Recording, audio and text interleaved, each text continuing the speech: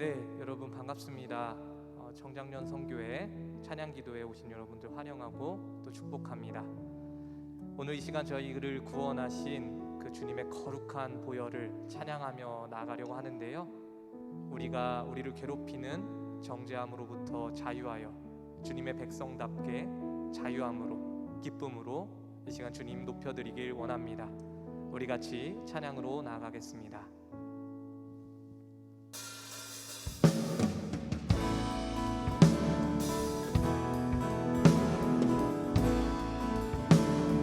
유월절 어린 양, 유월절 어린 양의 피로 나의 삶의 문이 열렸네.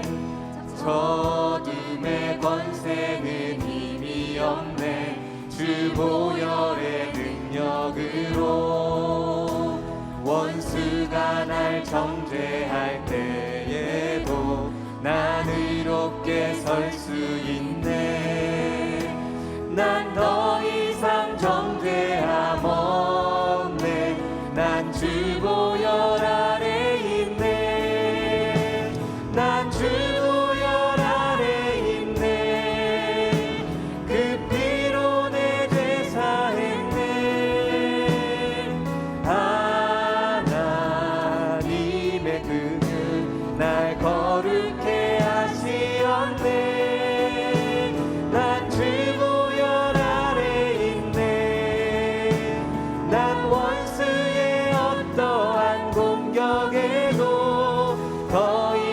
넘어지지 않네. 난 주 보혈 아래 있네.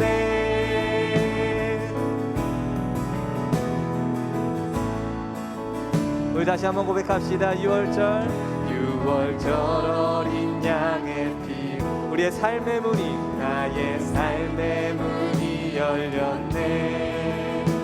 저둠의 권세는 힘이 없네. 주 보혈의 능력으로 원수가 날 정죄할 때에도 난 의롭게 설 수 있네. 난 더 이상 정죄함 없네. 난 주 보혈 아래 있네. 난 주 보혈 아래 있네. 그 피로 내 죄 사했네. 하나님의 긍휼 날 거룩해 하시었네. 난 주 보혈 아래 있네. 난 원수의 어떠한 공격에도 더 이상 넘어지지 않네. 난 주 보혈 아래 있네. 난 주 보혈 아래 있네. 난 주 보혈 아래 있네. 그 피로 내 죄 사했네. 하나님의 긍휼 날 거룩해 하시었네. 아멘. 난 주 보혈 아래 있네. 난 원수의 어떠한 공격에도 더 이상 넘어지지 않네. 난 주, 우리 한 번 더 찬양합시다. 난 주 보혈 아래 있네. 난 주 보혈 아래 있네. 그 피가 우리의 죄, 피로 내 죄 사했네. 하나님의 긍휼 날 거룩해 하시었네. 난 주 보혈 아래 있네. 난 원수의 어떠한 공격에도 더 이상 넘어지지 않네. 난 주, 우리 한 번 더 고백합시다. 난 주 보혈 아래 있습니다. 난 주 보혈 아래 있네. 그 피로 내 죄 사했네. 하나님의 긍휼이, 하나님의 긍휼 날 거룩해 하시었네. 아멘. 난 주 보혈 아래 있네. 난 원수의 환경에도 더 이상 넘어지지 않는 난 주 보혈 아래 있네. 아멘. 우리가 주 보혈 아래 있습니다. 할렐루야. 우리 계속해서 그 거룩한 보혈 찬양하며 나아갑시다.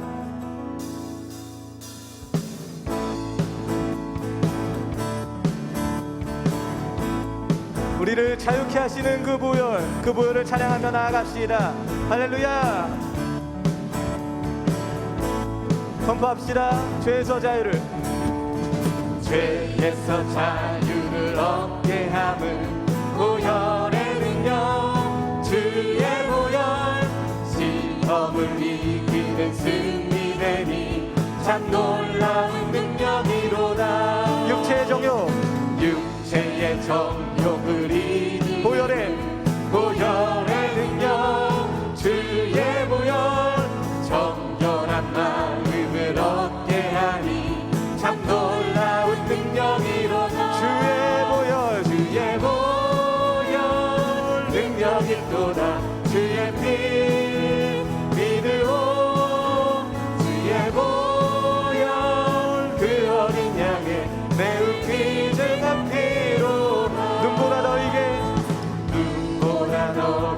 밝히는 것, 보혈의 능력, 주의 보혈 부정한 모든 것 밝히시니 참 놀라운 능력이로. 구주의 복음을 전할 제목도, 구주의 복음을 전할 제목, 보혈의 능력, 주의 보혈, 날마다 나에게 찬송 주니 참 놀라운 능력이로. 주의 보혈 능력 있도다. 주의 보혈 능력 있도다. 주의 피 믿으오. 주의 보혈 그 어린 양의 매우 귀중한 피. 주의 보혈 능력 있도다. 주의 피 믿으오. 주의 보혈 그 어린 양의. 우리 3절 다시 한번 찬양합시다. 눈보다 더이게 밝히는 것, 보혈의 능력, 주의 보혈 부정한 모든 것 밝히시니 참 놀라운 능력. 구주의 복음을 전할 제목, 구주의 복음을 전할 보혈의 주의 보혈 날마다 나에게 찬송 주니 참 놀라운 능력이로다. 아멘. 주의 보혈 능력 있도다. 주의 피 믿으오. 주의 보혈 그 어린 양의 매우 귀중한 피로. 주의 보혈 능력 있도다. 주의 피 믿으오. 주의 보혈 그 어린 양의 매우 우리 한 번 더. 주의 보혈 능력 있도다. 주의 피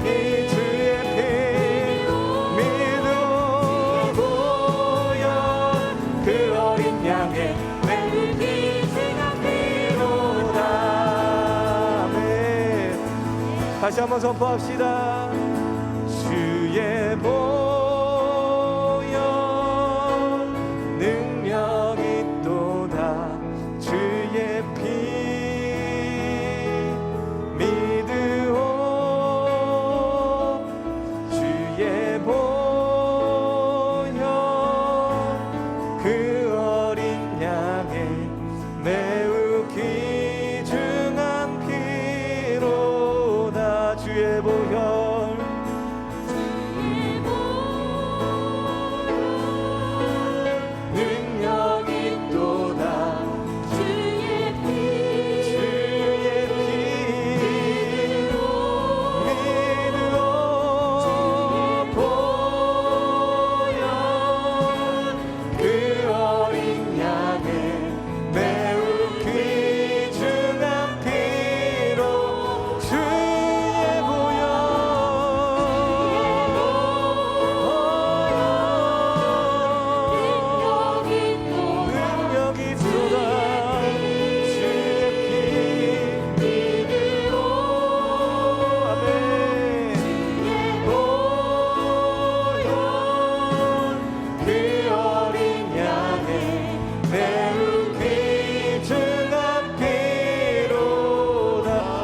담담하게 고백합시다. 주의 보혈 능력이 있도다. 주의 피 믿으오. 주의 보혈 그 어린 양의 매우 귀중한 피로다. 아멘. 주.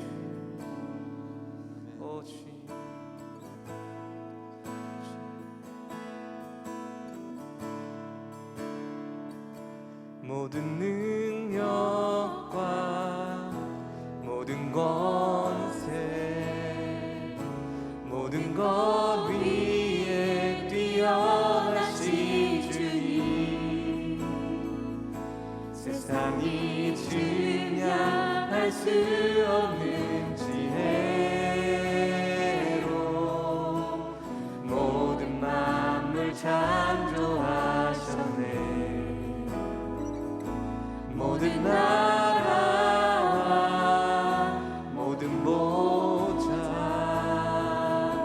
이 세상 모든 경이로운보다 이 세상 모든 값진 보물보다 더욱 귀하신 나의 주님,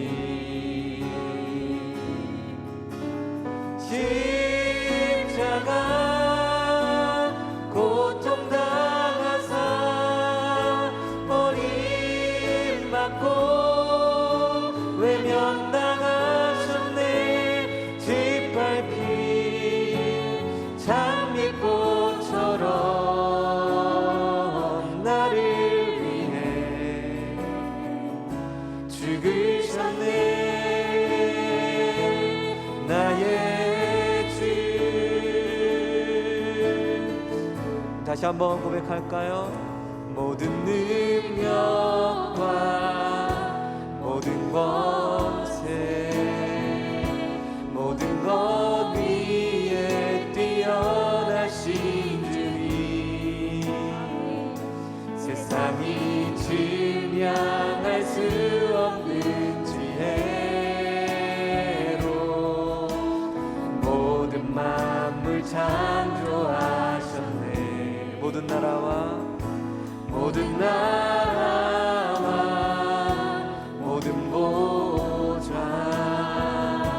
이 세상 모든 영이로운보다 이 세상 모든 값진 보물보다 더욱 귀하신 나의 주님, 십자가 고통당하사 버림받고 외면당하셨네. 짓밟힌 장미꽃처럼 나를 위해 죽으셨네. 나의 주 십자가 고통당하사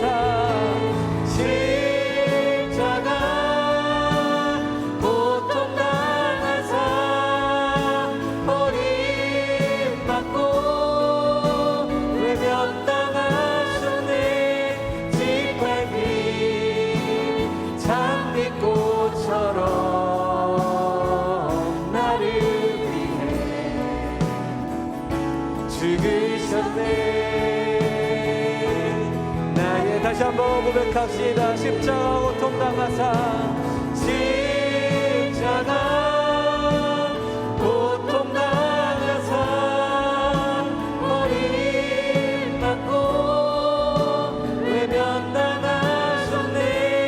짓밟힌 장미꽃처럼 나를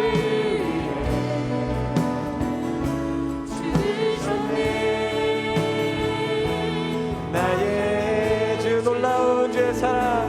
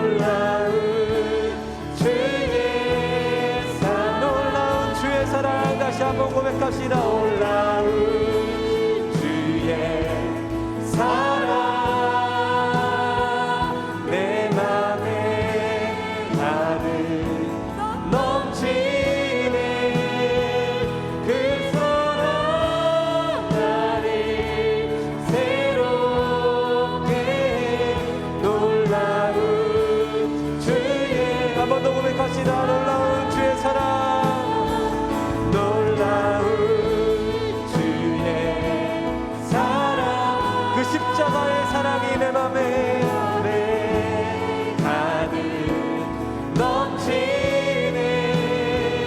그 사랑 나를 새롭게 해. 우리 시간이 기도회를 올려드리며 같이 동성으로 기도하겠습니다. 주여,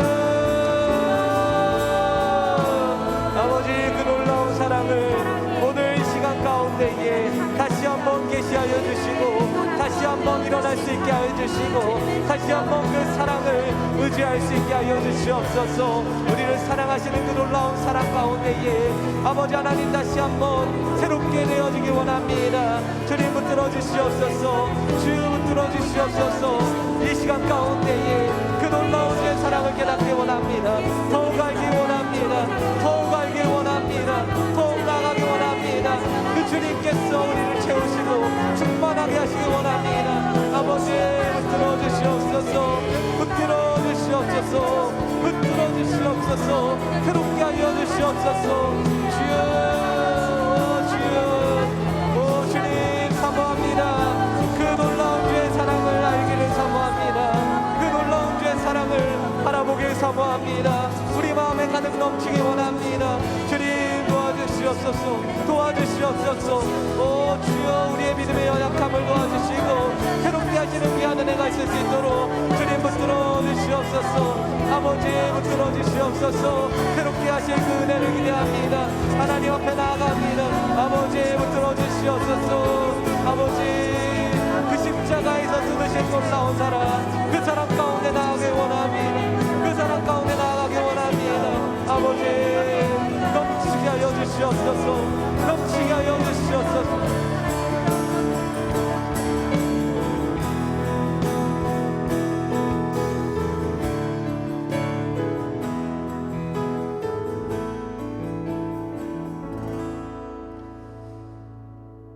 우리를 그 넘치는 사랑으로 안으시고 구원하여 주셔서 이 자리에 나아오게 하심에 감사를 드립니다. 오늘 말씀을 나눌 때에 하나님의 선교 사역에 부름받은 이 시대의 청장년들이 주님 안에서 도전받게 하시고 말씀으로 새롭게 하여 주시고 새로운 은혜가 부어질 수 있도록 주께서 역사하여 주시옵소서. 엘리야와 같이 하나님 앞에 귀하게 쓰임받는 자들 되길 원합니다. 이 모든 말씀 우리 주 예수 그리스도의 이름으로 기도드렸습니다. 아멘. 네, 청장년 선교회 찬양기도에 함께해 주셔서 감사합니다. 오늘 이 자리에 이렇게 같이 찬양하고 또 말씀 들으시는 여러분들에게 하나님의 은혜가 풍성할 줄 믿습니다. 오늘 다시 일어서라 라는 제목으로 말씀 나누려고 하는데요, 이 말씀 나눌 때 우리에게 낙담하지 않고 좌절하지 않고 하나님께서 부르시는 그 사명에 더욱더 달려나갈 수 있는 귀한 믿음이 회복되기를 주님의 이름으로 축원합니다. 아마 이 영상이 고난주간 가운데에 이제 나눠지게 될 것 같습니다. 오늘 말씀에 등장하는 이 인물도 상당히 어려운 고난 가운데 있었습니다. 엘리야라는 사람인데요, 이 엘리야의 고난 너무 잘 알고 계셔서 사실 스토리를 굳이 이야기 안 해드려도 되잖아요. 여러분들 다 알고 계실 거지만 그래도 잠깐 간략하게 설명드리면 이렇게 많이 알고 계실 겁니다. 바알 선지자들과 엘리야가 대결을 펼칩니다. 진짜 신이 제단에 불을 만들어내는 것으로 결정되는 것이죠. 바알 선지자들이 계속해서 불을 내려고 하는데도 바알 선지자들은 성공하지 못했습니다. 그런데 엘리야의 제단에 불이 붙었고요, 바알 쪽 선지자들은 그날로 몰살당하게 됩니다. 그런데 바알 선지자를 후견하던 왕후 이세벨이라는 사람이 있습니다. 왕의 와이프죠. 이 사람이 엘리야를 죽이겠다고 엄포를 놓는 거예요. 엘리야가 이 협박을 듣습니다. 왕후의 협박이니까 무서웠겠죠. 그래서 낙담해서 도망갔다. 그리고 우리가 알고 있는 대로 도망가던 길에 로뎀나무 아래에서 죽여달라고 그랬고 하나님께서는 천사를 보내셔서 그를 먹이셨다, 회복시켜 주셨다. 그래서 우리는 보통 이 이야기를 어떻게 알고 있습니까? 뭔가 큰 일을 하고 난 뒤에 오는 영적인 디프레션이 있다. 그래서 우리가 그것을 잘 극복해내야 된다, 하나님 안에서 새 힘을 얻어야 된다라고 우리가 알고 있습니다. 물론 뭐 이것이 잘못되거나 특별히 틀렸다라고 이야기하는 건 아닌데요. 제가 이번 설교를 준비하면서 묵상해 보니까 그보다 좀 더 깊은 것들이 있어서 나눠보려고 해요. 일단 여러분들 이 이야기를 들으시면서 뭔가 이상한 점이 있으셔야 됩니다. 왜냐하면 엘리야가 이세벨의 협박 따위에 겁먹을 사람이 아니어야 합니다. 여러분들 잘 알고 계시는 것처럼 엘리야가 누구랑 대결을 했습니까? 그전에는 왕후가 아니라 왕 아합과 직접 대결을 했던 사람입니다. 그리고 선지자 바알 선지자 450명이라고 했는데 이 450명 길거리에서 고등학생들 한 10명만 떼거지로 우르르 가도 제가 무서운데 건장한 남자 450명이 지금 엘리야랑 1대 450으로 붙었단 말이죠. 근데 여기서도 엘리야가 전혀 주눅들지 않던 사람이에요. 오히려 막 조롱합니다. 너희 신 자고 있느냐, 뭐 하고 있느냐. 그리고 또 조롱하는 식으로 제단에 물도 붓고 거기에 불을 붙여요. 대단한 강단이 있는 사람인데 왕의 협박에도 그리고 장정 거의 500명에도 굴하지 않던 그 엘리야가 이세벨이 지금 죽이겠다고 누굴 보낸 것도 아닙니다. 너 내일까지 죽을 거야 라고 했던 이 말 하나에 마음이 녹았다라는 게 이상하게 느껴지셔야 돼요. 이럴 사람이 아니잖아요. 그렇죠? 엘리야는 가뭄을 선포했을 때 가뭄이 일어났고 비를 선포했을 때 비가 일어났고 또 제단에 불이 안 붙어야 되는데 불이 붙었습니다. 이런 능력의 사람이 왕후, 고작 왕후, 그 이방신을 섬기는 그 왕후의 위협이 뭐가 위협이 되냐라는 거예요. 그게 이상하게 생각이 들었습니다. 이게 왜 이렇게 되는 거지? 라는 생각이 들었어요. 그래서 잘 묵상해 보니까 엘리야가 겁을 먹은 이유가 점점 깨달아졌어요. 엘리야가 겁을 먹은 이유가 성경에서 분명히 이야기하고 있진 않지만 그동안 엘리야가 겁을 먹지 않았던 이유를 찾으면 됩니다.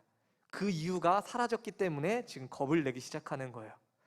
엘리야가 그동안 수많은 대결을 해오면서 겁을 먹지 않았던 이유가 무엇입니까? 바로 하나님께서 그와 함께 하신다는 확신이 있었기 때문입니다. 그런데 지금 왜 바알 선지자의 대결을 잘 끝내놓고 왜 갑자기 멘탈이 무너졌을까요? 예상치 못한 하나님의 침묵이 있었기 때문이에요. 만약 그때에 이세벨이 그냥 무서웠던 거라면 남유다 땅으로 먼저 도망갑니다. 그리고 남유다 땅에는 북이스라엘에서 활동했기 때문에 남유다 땅의 국경을 넘어서 왔으면 안심해야 돼요. 근데 이 남유다 땅에 와서도 여전히 불안했습니다. 그래서 광야까지 나가는 거거든요. 이 불안감은 뭐냐? 이 불안감은 단순히 이세벨이 협박해서 그 마음 가운데 불안감이 찾아온 게 아니라 바알 선지자와 대결해서 이겼어요. 굉장히 큰 일을 행했단 말이에요. 그런데 그때부터 이상하게 뭔가 영성에 문제가 있기 시작한 겁니다. 하나님의 임재가 사라지고 말씀이 안 들리고 그 불안감이 어찌나 심했는지 급기야 죽여달라는 말이 나오는 거예요. 그런데 여러분 보세요. 거기서도 하나님께서 말씀을 주시지 않습니다. 침묵하시죠. 그냥 떡과 물만 주세요. 그리고 천사가 가죠. 하나님의 말씀이 오는 게 아니라 천사가 와서 그에게 이야기합니다. 너 가야 돼. 이 얘기밖에 주질 않아요. 너가 이세벨로부터 보호받아야 된다. 뭐 이런 말씀이 하나도 없고 그냥 자기가 덩그러니 놓여져 있는 것 같은 그런 영적인 불안감 때문에 죽여주십시오. 나 이렇게 냅둘 거면 죽여주십시오 라고 기도가 나오게 된 거예요. 조상들보다 낫지 못합니다. 저는 바알 선지자가 싸워서 굉장히 대단한 사람이고 하나님과 소통하는 사람이고 하나님의 능력이 저로 인해서 나타나는 사람인 줄 알았는데 지금 하나님께서 저를 이렇게 버리십니까? 저는 아무것도 아닙니다 라는 이야기예요. 지금껏 자신이 특별한 줄 알았지만 하나님의 능력을 잃어버리고 임재를 잃어버리고 말씀이 들리지 않자 이 사람의 멘탈 정체성이 다 무너지면서 지금 굉장히 다운되는 모습을 보여주고 있다는 겁니다. 여러분, 우리가 죄를 지으면 당연히 하나님으로부터 멀어지죠. 음성이 잘 들리지 않습니다. 능력도 잘 나타나지 않고 하나님께서 나에게 무엇을 이야기하시는가 분별도 잘 되지 않아요. 죄에 빠지면 당연한 현상입니다. 그런데 오늘 이 엘리야가 경험하는 이 현상은요, 드물게 일어나지만 특별히 죄가 없는데 갑자기 일어나는 침묵입니다. 특별히 엘리야와 같이 열심히 살고 있어요. 열심히 사역하고 봉사하고 헌신하고 하나님을 위해서 따라가고 기도도 열심히 하고 말씀도 그대로 보고 있는데 은혜가 안 돼요. 갑작스러운 침묵을 경험하게 될 때가 있다라는 겁니다. 평소와 같이 기도하고 말씀 봐도, 그리고 또 내가 기도하던 이 기도 제목이 이쯤 되면 응답하실 때가 됐는데, 이런 생각이 드는데 뭐가 아무것도 없어요. 이거 이상한데? 내가 지금 뭐가 잘못하고 있는 건가? 하나님께서 이제 나를 더 이상 사용하시지 않는 건가? 라는 생각이 들기 시작합니다. 그나마 하나님에 대해서 아무것도 모르는 사람이면 괜찮아요. 그런데 이런 불안감은 하나님과 친밀한 사람일수록 더 불안해집니다. 원래 친밀했는데, 원래 그거 믿고 살았는데, 세상 가운데 타협하지 않고 하나님께서 내 편이다 생각하고 살았는데 갑자기 하나님이 침묵해버리시고 아무것도 하시지 않는 것 같을 때 우리는 굉장히 불안해져요. 이것은 세상의 위협이 주는 불안이 아니고, 죄로 인해서 하나님과 멀어진 것도 아니고, 하나님께서 의도적으로 침묵하셔서 생긴 불안감입니다. 결론부터 말씀드리면요, 이런 침묵에 엘리야처럼 반응해서는 안 됩니다. 엘리야는 도망가는 걸 선택했죠. 우리는 그렇게 해서는 안 돼요. 이 침묵의 정체가 무엇인지 정확하게 알고 그것에 지혜롭게 대처해야 됩니다. 이런 침묵을 우리가 만나게 됐을 때 우리가 해야 될 것은요, 그냥 묵묵하게 하던 걸 계속하는 겁니다. 그 자리를 지키는 거예요. 특별한 은혜가 없어요. 말씀이 없어요. 예전에는 하나님께서 날 부르셔서 여기 오고, 기도 응답이 해서 여기 오고, 막 능력이 나타나서 여기 와 있다라는 확신이 들었다면, 이제는 침묵하셔도 그 자리 가운데 묵묵히 있을 수 있는 믿음으로 나아가야 된다는 겁니다. 저희에게 이제 둘째 녀석이 있는데요, 6개월 전만 해도 이 녀석이 어린이집에 갈 때 제 손을 안 잡으면 엘리베이터를 타지 않았습니다. 그런데 지금은 잘 타요. 지금은 엘리베이터를 제 손을 잡지 않아도 괜찮다고 생각하는 것 같아요. 이제 조금만 지나면 아빠 없이도, 우리 첫째 녀석이 그런데 막 지 혼자 막 뛰어가거든요. 아빠 없이도 혼자 다니게 될 겁니다. 그 전에, 6개월 전에는요, 아빠가 지금 바로 옆에 서 있거든요. 눈으로도 알아요. 머리로도 알아요, 아빠가 거기 있다는 거. 그런데 손을 잡지 않으면 안 믿겨요. 불안해요. 엘리베이터가 움직이면 이게 너무 불안하고 힘든 거예요. 그러니까 손을 잡지 않으면 애가 으악 하는 겁니다. 그런데 이제 조금 컸다고 어떻게 된 거죠?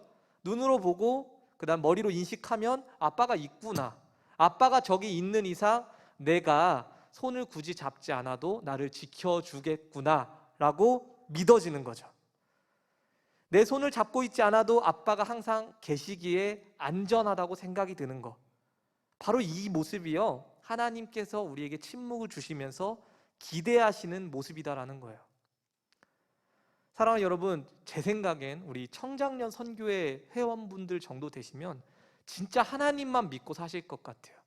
이 세상에 여러 방법들이 있지만 그거에 타협 안 하고, 야 진짜 하나님 하나, 그냥 하나님 한 분 그냥 내 등에 업고 사시는 분들이 많을 거라 생각합니다. 일평생 그렇게 살아오실 것 같아요. 물론 제 신앙의 연수가 적지만 성경이 이야기하는 바 그런 과정 가운데도 하나님께서 가끔씩 침묵하신다라는 거예요. 예수님께서도 이러한 영적인 불안감을 고백하셨습니다. 사순절 또 마지막 주간이 시작되는데 이 말씀 한번 제가 읽어드릴게요. 마태복음 27장 46절, 예수님께서 십자가에 달리셔서 죽음을 당하시기 직전에 하신 말씀입니다.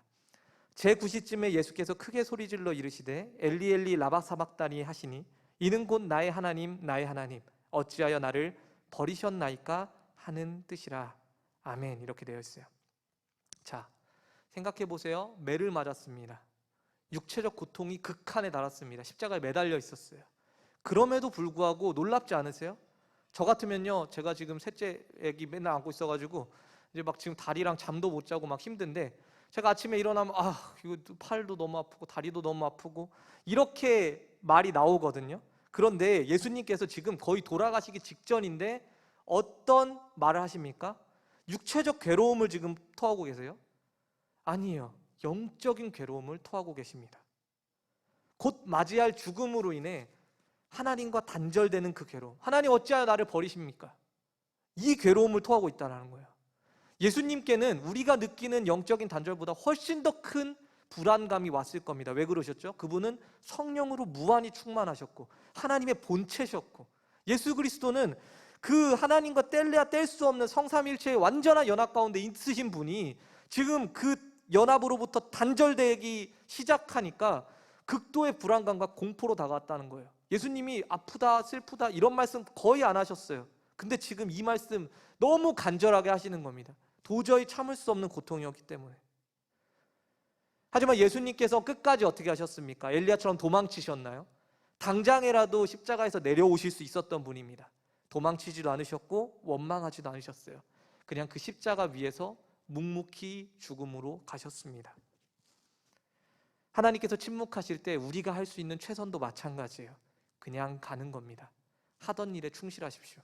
자기의 영적인 불안감 때문에 도망가고 포기하고 그러면 안 돼요. 엘리야가 그 자리를 지켰더라면 오히려 더 잘 됐을 것 같아요. 그런데 결국엔 다시 북쪽으로 가거든요. 아람 쪽으로.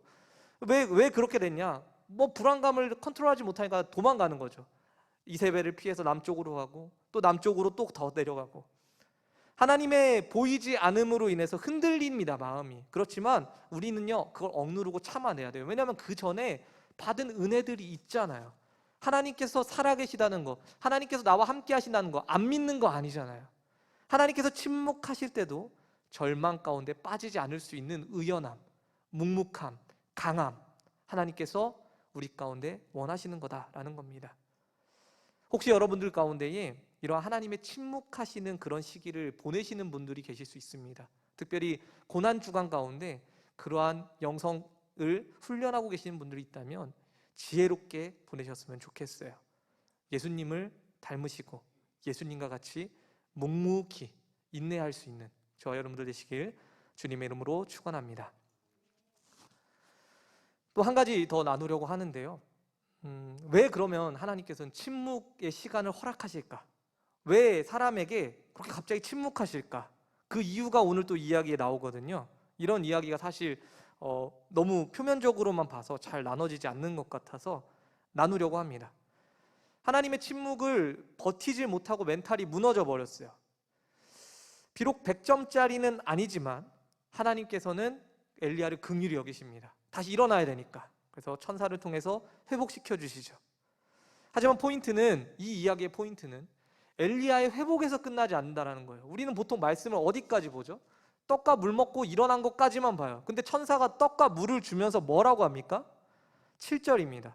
여호와의 천사가 또 다시 와서 어루만지며 이르되 일어나 먹으라. 내가 갈 길을 다 가지 못할까 하노라 하는지라. 이건요, 아무 계시도 아니에요. 그냥 너 다시 일어나, 너 죽어 이러다가 가야 돼. 어디로 가요? 이에 일어나 먹고 그 음식물의 힘을 의지하여 40주 40야를 가서 하나님의 산 호셉에 이르니라. 지금 이 사람은 어디로 가야 돼요? 하나님의 산 호셉으로 가야 되는데 그 가기 위해서 그냥 물과 떡을 공급하신 것 뿐입니다. 뭔가 새로운 말씀이 있고 은혜가 있었던 것도 아니에요. 천사의 도움으로 엘리야는요 곧바로 회복돼서 인도하심을 받습니다. 40일을 걸어가요. 그리고 우리가 함께 있진 않았지만 이전에 경험하지 못한 새로운 방식으로 말씀을 듣게 됩니다. 여러분들 잘 아시는 것처럼 호렙산에서 엘리야가 미세한 음성으로 하나님의 말씀을 듣는다고 되어 있어요. 여러분, 이걸 우리 수준에서 생각하면 안 됩니다. 우리는 뭐 작정 기도하고 뭘 열심히 해야 하나님의 음성 하나하나 들릴까 말까 하는 사람들이에요. 그렇죠? 뭐 목회자도 마찬가지죠. 하나님 간절히 붙들러야 뭔가 하나 오고 두 개 오고 이런 사람인데 엘리야는 그런 사람입니까? 아니죠. 기도만 하면 하나님 메시지가 들리던 사람이에요. 근데 이 사람이 이쪽 가도 하나님의 음성이었고 저쪽 가도 하나님의 음성이었고 세미한 바람소리 같은 하나님의 음성을 듣는다. 이건 뭐예요? 엘리야도 이렇게 하나님의 음성을 들어본 적이 없었다라는 거예요. 그렇게 미세한 음성으로, 미세한 방법으로 엘리야가 이전에 경험하지 못한 방법으로 하나님의 말씀을 듣게 되는데 하나님께서 이에게 시키는 일이 있습니다. 15절부터 17절인데 제가 중요한 말씀이니까 읽어드릴게요. 하나님께서 이 일을 위해 엘리야에게 침묵하신 겁니다. 15절부터 17절입니다.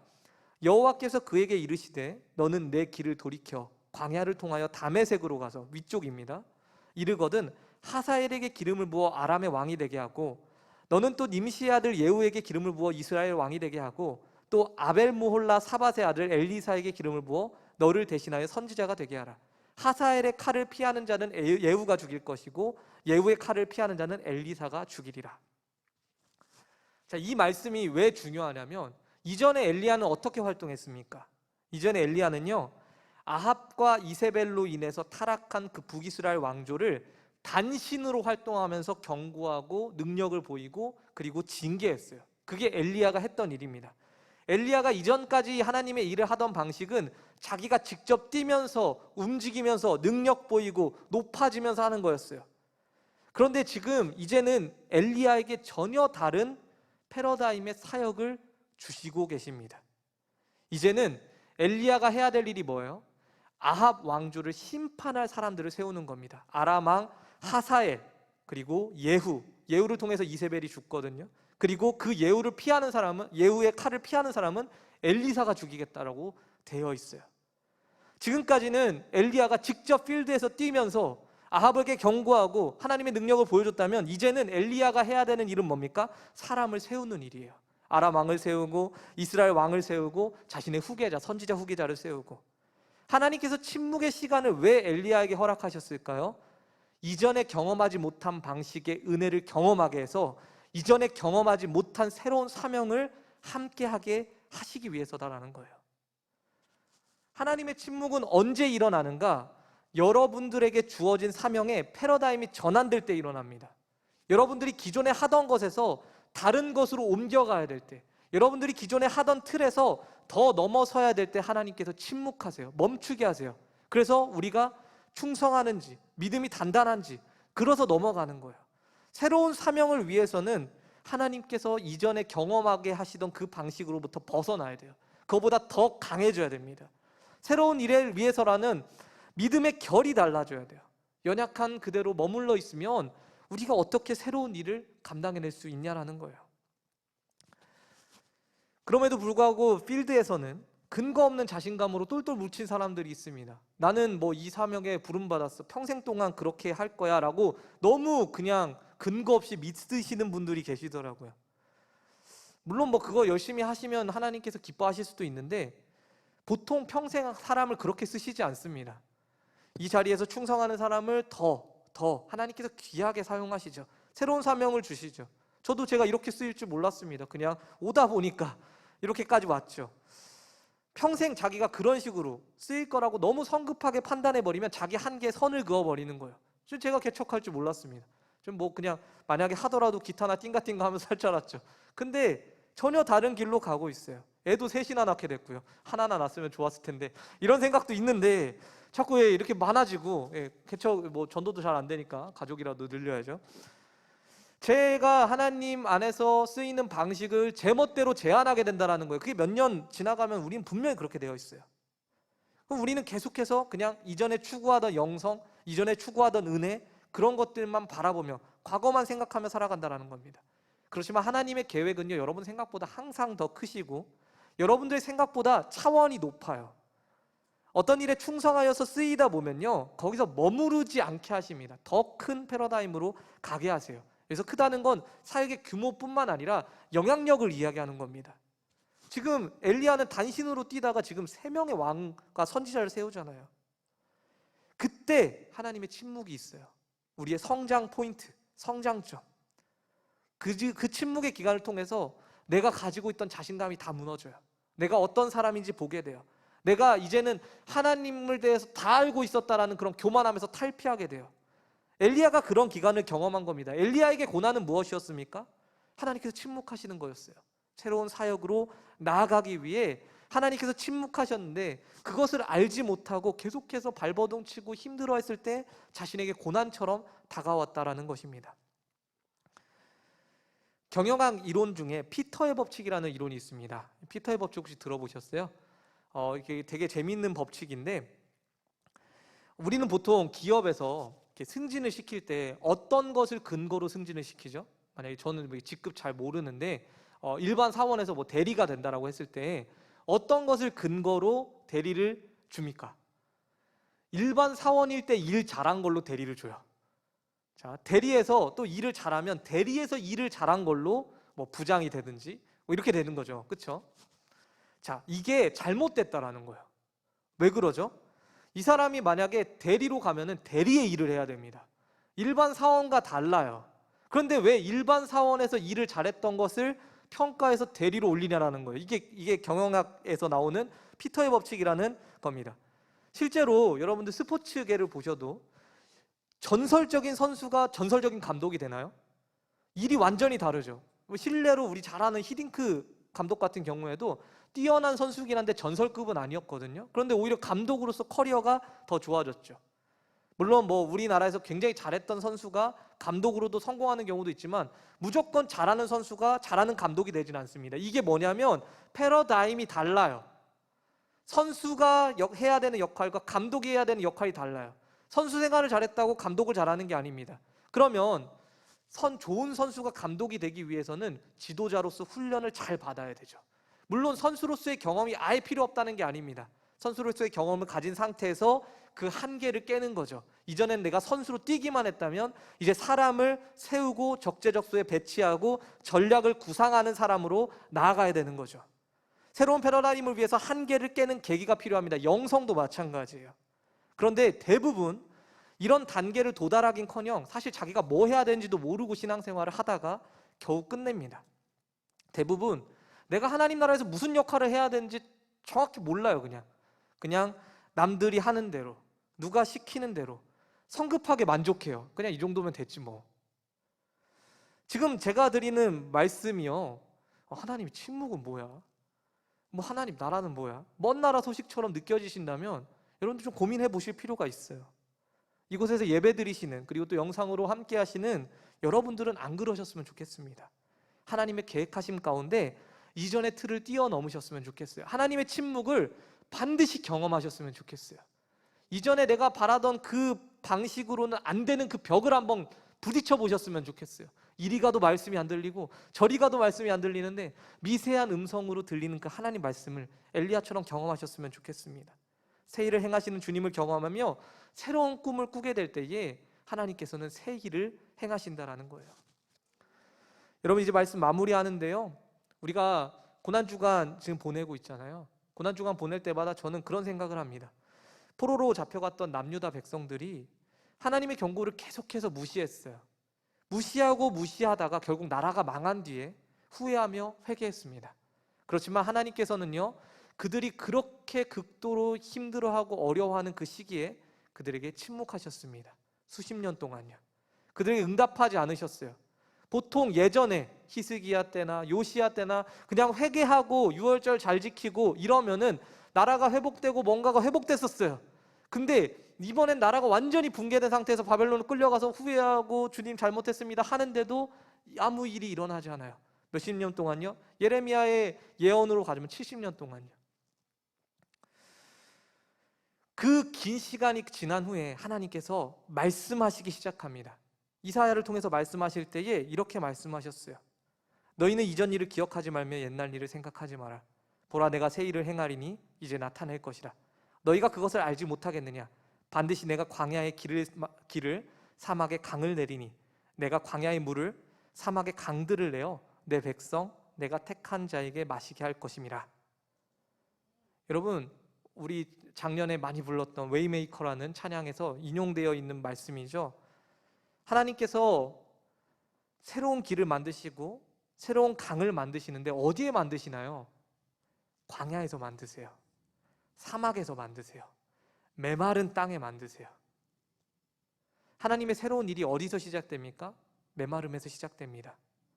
십자가의 고난에서 부활의 영광이 나타나는 것처럼 말이죠. 여러분, 기존의 은혜가 멈췄다면, 죄로 인한 거 말고요, 여러분들 죄 가운데 빠져놓고 나는 이게 하나님의 침묵인가? 그게 아니에요. 그거랑 완전 다릅니다. 내가 분명히 하나님을 향해서 나아가고 있는데, 죄를 피하고 있는데, 피가 될 때까지 싸우고 있는데 하나님께서 기존에 주시던 은혜가 멈췄다면 이젠 새로운 비전을 향해 나아가게 될 때예요. 더욱 기도하시고 그 자리를 지키셔야 돼요. 특별히 우리가 1년 동안 사실 거의 활동을 못 해왔습니다. 그렇죠? 지금 1년이 넘어가고 있고요. 이 코로나 시대 가운데 어떤 분들은 하나님의 침묵을 경험하고 있을 것 같습니다.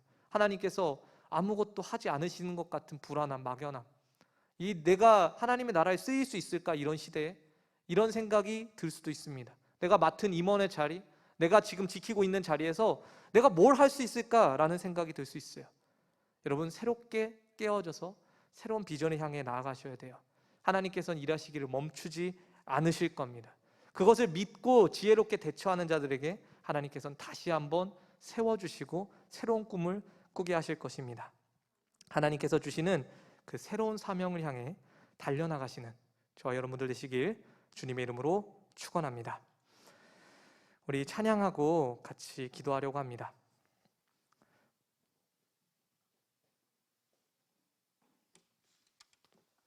다시 한번이라는 찬양인데요, 우리가 이 찬양 고백할 때에 주님께서 우리를 향하신 그 놀라운 비전과 새로운 꿈을 사모하셨으면 좋겠어요.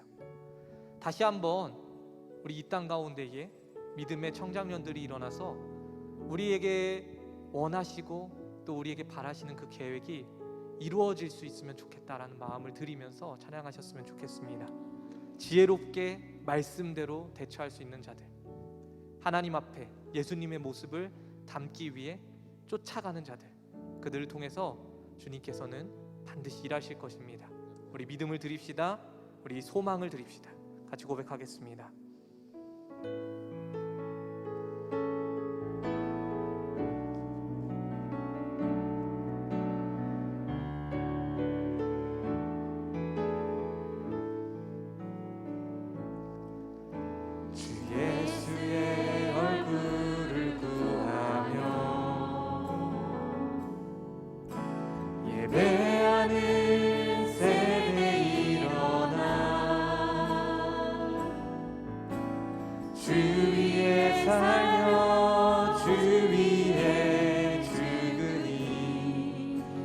이것이 우리의 부르심, 살기 위해 주 따르지 않고 죽기 위해 주를 따르며 내 가진 것 모두 주를 위해 드리니 주님의 일 행하시옵소서.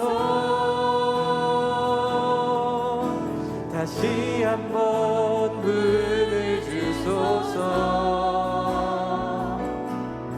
주의 나라가 이 땅에 다시 세워지는 그 영광을 우리 보게 하소서. 주 예수의 영광을.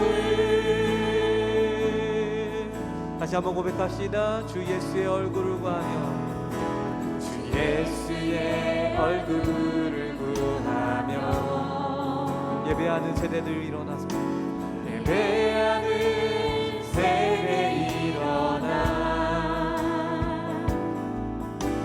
주 위에 살며 주 위에 죽으니 이것이 우리의 부르심, 살기 위해 주 따르지 않고 죽기 위해 주를 따르며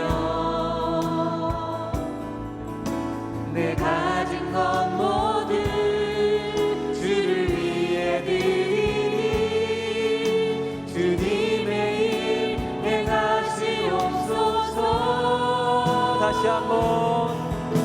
다시 한번 문을 주소서. 주의 나라가 이 땅에 다시 세워지는 그 영광을 우리 보게 하소서. 주 예수의 영광을. 다시 한번 문을 주옵소서. 다시 한번 문을 주소서. 주의 나라가 이 땅에 다시 세워지는 그 영광을 우리 보게 하소서. 주 예수의 영광. 다시 한번 고백합시다. 다시 한번 문을 주소서. 주의 나라가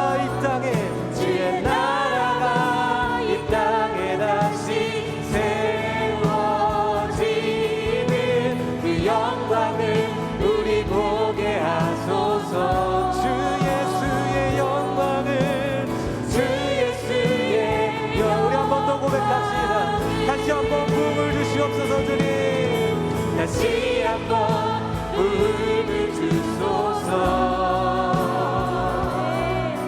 주의 나라가 이 땅에 다시 세워지는 그 영광을 우리 보게 하소서. 주 예수의 영광을. 이 시간 같이 기도할 때에요, 주신 말씀 기억하며 기도하길 원합니다. 하나님께서 주신 고난의 시간을 감당하고 있다면, 하나님께서 주시는 침묵의 시간을 감당하고 있다면, 이 코로나로 인해서 아무것도 할 수 없는 상황 가운데 있다면 이제는 다시 한번 일어나길 원합니다. 그냥 일어나고 그냥 물과 떡을 먹고 일어나는 것이 아니라 사명을 향해 달려가길 원합니다. 이전에 듣지 못한 미세한 하나님의 음성까지도 들을 수 있는 귀한 영역을 더하여 주시옵소서. 이 마지막 때에 주님 앞에 다시 한번 예배하며 하나님의 부흥의 주력이 될 수 있도록, 우리 청장년 선교회가 쓰일 수 있도록 하나님께서 붙들어 주시옵소서. 우리 다 같이 믿음 들여서 하나님 앞에 나아가며 기도하도록 하겠습니다. 주여, 주여, 이번 시간 기도합니다. 아버지 붙들어 주시옵소서. 다시 한번 부흥을 하여 주시옵소서. 다시 한번 일어나게 하여 주시옵소서. 몸만 일어나지 않게 하여 주시옵소서. 다른 영성으로, 성숙한 영성으로 아버지 하나님 이 땅에 하나님의 나라가 세워질 수 있도록 주여 붙들어 주시옵소서. 아버지 도와주시옵소서. 그 영광이 저희 가운데 임하기 원합니다. 아버지 도와주시옵소서. 오 주여, 주의 다시 한번 일으켜 세워주시기 원합니다. 다시 한번 일으켜 세워주시기 원합니다. 아버지 하나님 청장년 선교회가 주의 나라를 꿈꿀 수 있게 하여 주시옵소서. 새로운 마음으로, 새로운 뜻으로 새롭게 될 수 있도록 주여 붙들어 주시옵소서. 아버지 하나님 앞에 중심을 드리기 원합니다. 중심을 드리기 원합니다.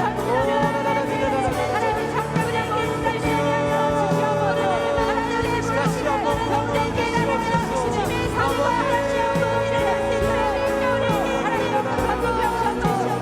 이 땅 가운데 주의 나라가, 주의 영광이 다시 임할 수 있도록 저희를 사용하여 주시옵소서. 아버지 하나님, 저희가 무너져 있습니까? 지쳐 있습니까? 넘어져 있습니까? 무기력하게 있습니까?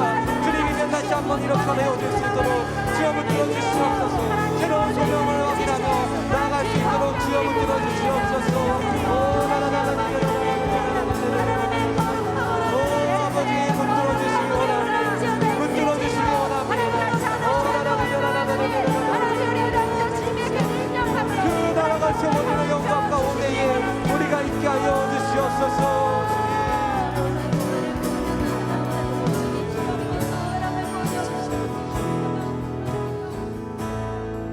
우리 계속해서 기도하기 원합니다. 이 시간 기도하실 때 우리 지방의 청장년 선교회 부흥을 위해 기도하셨으면 좋겠습니다.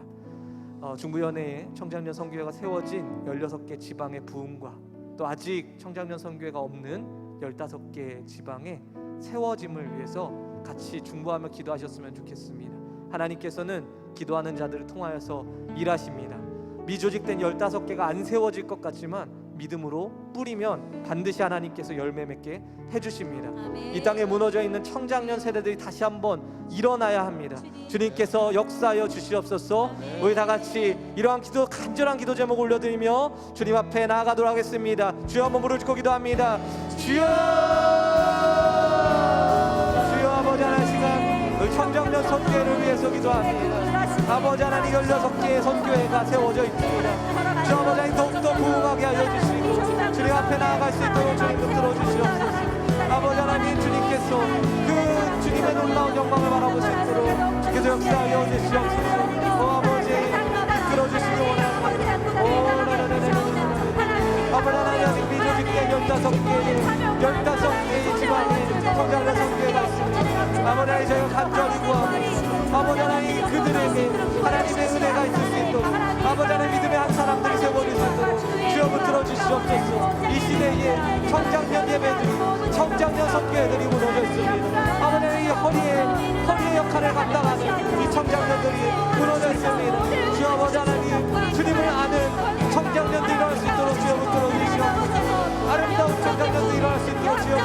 주시옵소서. 오 라라라라라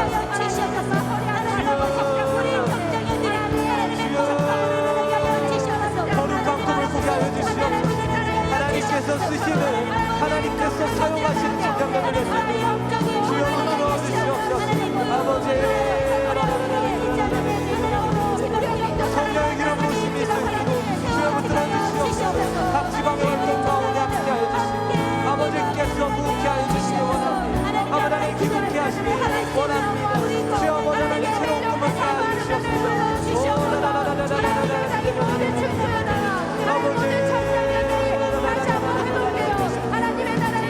하나님 나라를 꿈꾸는 이 땅의 청장년들 세월을 듣도록 주여 붙들어 주시옵소서.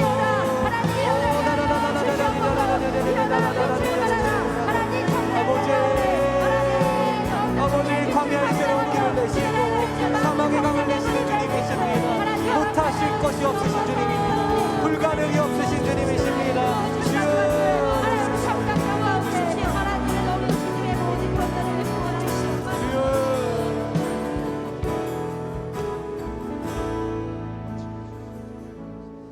이 시간 계속해서 기도하기 원하는데요, 우리가 품고 있는 이 청장년 회원님들의 일터와 가정과 섬기는 교회를 위해 기도해 주셨으면 좋겠습니다.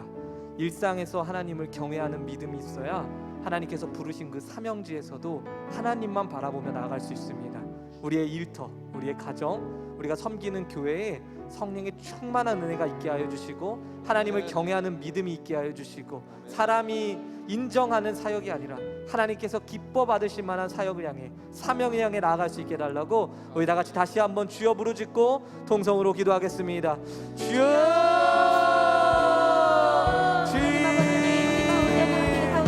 아버지 우리 청장년 회원들의 하나님 가정과 일터와 하나님 섬기는 교회를 위해서 기도합니다.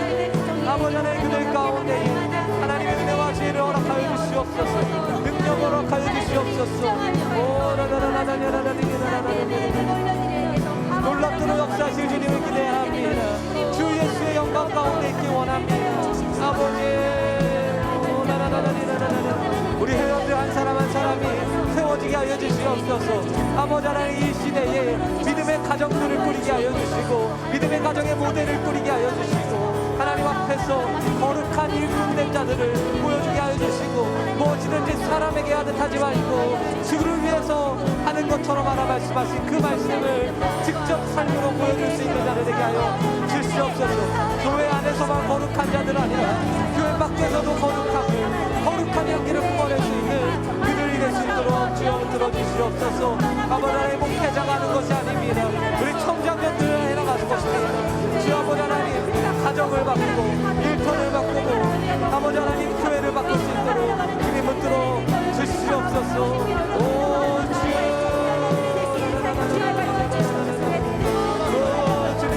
다시 한번 일어나게 하여 주시옵소서. 다시 한번 일어나게 하시고 새롭게 하여 주시옵소서. 아버지 하나님 주의 나라가 그들의 일터 가운데 그들의 가정 가운데 그들의 학업 가운데 아버지 하나님 그들의 교회 가운데에 회복될 수 있도록 주여 붙들어 주시옵소서. 아버지 앞에 귀하게 쓰임받은 우리 청장년 섬겨낼 수 있도록 주께서 역사하여 주시옵소서. 주님께서 일하실 것입니다. 아름답게 받으실 것입니다. 아름답게 마실 것입니다. 새롭게 하실 것입니다.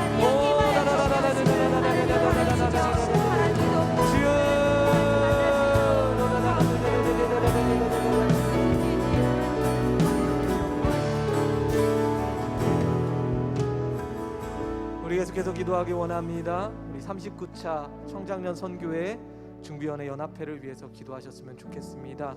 이 어려운 시기에 중비원회 연합회로 묶어주셨습니다. 이 어려운 시기에 무엇을 하라고 하나님께서 묶어주시는지 분별하고 또 연합하여 주의 나라를 주의 사명을 주님의 비전을 이뤄나갈 수 있길 원합니다. 많은 기도가 필요한 일입니다.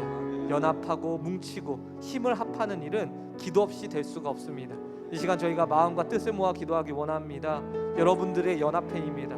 여러분들의 선교회입니다. 하나님 앞에서 귀하게 쓰이게 하여 주시옵소서.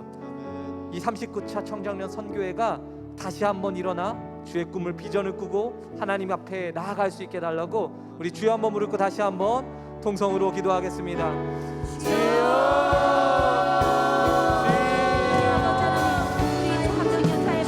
이 39차 청장년 선교회 주의 연합회를 올려드리며 기도하며 아버지 하나님, 이들이 하나님 앞에 쓰임받는 거룩한 선교를 할 수 있도록 주께서 붙들어 주시옵소서. 오 나나나나나나나나 아버지, 이 땅 가운데 주의 나라를 세울 수 있는 일을 하나님 잘 훈련받을 수 있도록 주께서 역사해 주시고 붙들어 주시옵소서. 아버지 하나님, 보게 하여 주시옵소서. 보게 하여 주시옵소서. 오 나나나나나나나나 우리 연합회 가운데 함께하여 주셔서 한마음으로 한뜻으로 주의 나라를 위해 나아갈 수 있도록 주께서 도와주시옵소서. 아버지 이끌어주시옵소서. 아버지 하나님 가운데에 연할 수 있는 지혜를 허락하여 주시고 하나님 바라볼 수 있도록 주님 역사하여 주시옵소서.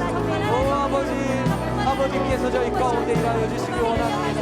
오 아버지, 저희 가운데 일하여 주시기 원합니다. 다시 한번 일으켜 세워주시고 이전을 향해 나아가게 하여 주시고 새롭게 하여 주시옵소서. 아버지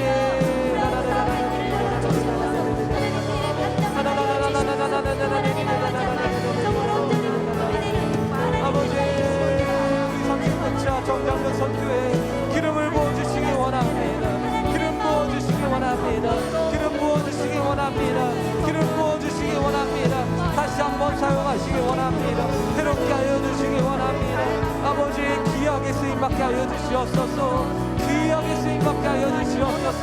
아버지 하나님, 이 땅에 부흥을 일으키는 주역들이 될 수 있도록 주님 붙들어 주시고 아버지 하나님, 그 영광 가운데에 저희가 거할 수 있도록 주님 붙들어 주시옵소서. 오,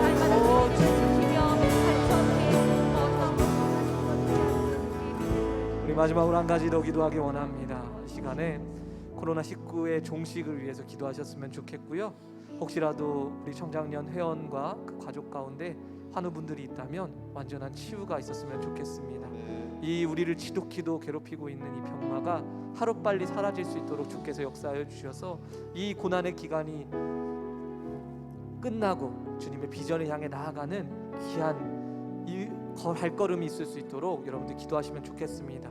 괴로움을 갖고 있는 사람들, 힘듦을 갖고 있는 사람들이 주님의 능력의 손길 가운데에 회복될 수 있도록, 코로나19가 하루빨리 종식될 수 있도록 이 시간 마지막으로 주여 한번 부르짖고 동성으로 기도하겠습니다. 주여,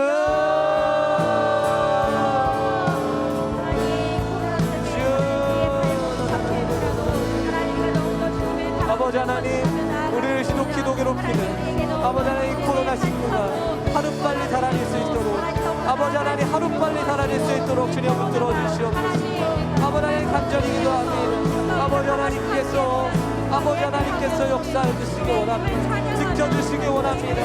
특별히 우리 주변에 고통받고 있는 환우분들이 있다면 아버지 하나님, 이 시간 후유증이 없게 하여 주시고 아버지 하나님, 괴로움에서 놓이게 하여 주시고 나라의 믿음이 구원을 얻는다 말씀하신 그 주님의 능력이 그들 가운데도 있을 수 있도록 주여 붙들어 주시옵소서.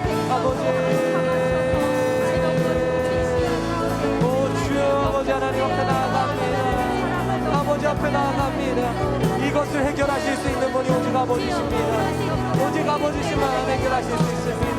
다시 한번 일어날 수 있도록 우리를 끊임없이 묶고 있고 우리를 끊임없이 괴롭히고 있는 이 병마가 하나님 해결될 수 있도록 주여 붙들어 주시옵소서. 헛된 것에 마음을 묻지 아니하고 기도하게 하심에 감사를 드립니다. 진실된 것을 바라보게 하심에 감사를 드립니다. 아버지, 도와주시옵소서. 붙들어 주시옵소서. 새롭게 하여 주시옵소서. 다시 한번 부흥을 주시고 이 시대에 일어날 수 있도록 비전을 향해 달려갈 수 있도록 주 아버지 하나님 도와주시옵소서. 하루속히 주님의 역사가 일어날 수 있도록 주님 붙들어 주시옵소서. 오 나나나나나나나나 주여 붙들어 주시옵소서.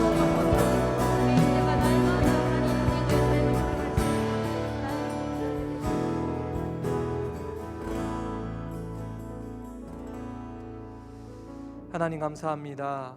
오늘 저희 가운데 귀한 은혜를 주시고 또 말씀을 주시고 주님 앞에 결단케 하심에 감사를 드립니다. 하나님, 저희가 다시 한번 일어나기 원하는 마음으로 찬양하고 기도로 심었습니다. 하나님께서 함께 하실 줄 믿습니다. 저희가 특별히 주님 앞에 사모합니다. 이 고난 주간이 끝나고 부활의 영광을 맞이하듯이 이 어두운 시대, 어려운 시기를 극복해내고 새로운 비전으로 향해 달려가기 원합니다. 하나님, 우리 믿음의 청장년 선교회가 하나님 앞에 한 마음을 품고 이 일을 위해 나아갈 수 있도록 붙들어 주시옵소서. 아멘. 어려운 시기와 어려움 때문에 도망가거나 흔들리거나 낙담하거나 좌절하지 아니하고 주님께서 꿈꾸시는 그곳을 향해 우리도 소망과 희망을 품고 나아갈 수 있게 하시며, 특별히 모든 어려움들이 주님의 능력으로 해결될 수 있게 하여 주시옵소서. 그리하여서 이전에 감당하고 이전에 헌신하던 그 패러다임에서 벗어나 더욱더 하나님 앞에 영향력 있고 아름답게 쓰이는 일로 사용받게 하여 주시옵소서.